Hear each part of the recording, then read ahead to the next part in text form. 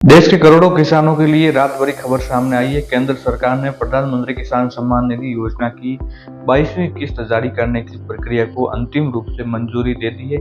लंबे समय से जिस किस्त का इंतजार था, यानी कि 22वीं किस्त का किसानों को इंतजार था, वह जल्द ही किसानों के खाते में प्राप्त हो सकती है, उसके खाते में ट्रांसफर की जा सकती है।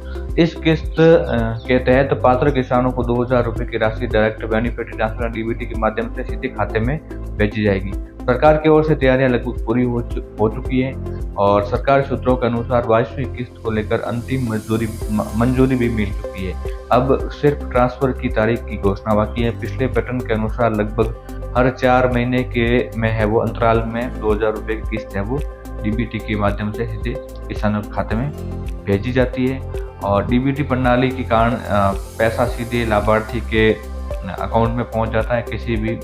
बिना किसी गड़बड़ी या बिचौलियों की संभावना कम हो जाती है। 22वीं किस्त का लाभ उन्हीं किसानों को मिलेगा जिनका नाम लाभार्थी सूची में है, जिनकी सभी जानकारी अपडेट है। सबसे जरूरी शर्त ई-केवाईसी पूरा होना, इसके अलावा बैंक खाता सक्रिय होना और आधार से लिंक होना, जमीन का रिकॉर्ड भी है वो सही तरीके से दर्ज होना भी जरूरी है।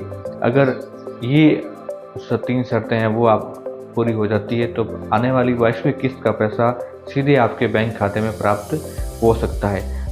तो पीएम किसान सम्मान निधि योजना के तहत 2,000 रुपये प्राप्त करने वाले किसानों के लिए सबसे बड़ी अपडेट है कि 22वीं किस्त होली के अवसर पर आपको पावन अवसर पर है वो मिल सकती है। और इसके अलावा उन्हीं किसानों को पीएम किसान योजना का लाभ मिलेगा जिनको पिछली किस्त का लाभ मिला था और जिनके खाते में डीबीटी लिंक है और आधार सीडिंग है और ज़मीन का जो लैंड सीडिंग है वो भी हो रखी है और केवाईसी हो रखी है। उन्हीं किसानों के खाते में 2,000 रुपये की किस्त मिलेगी।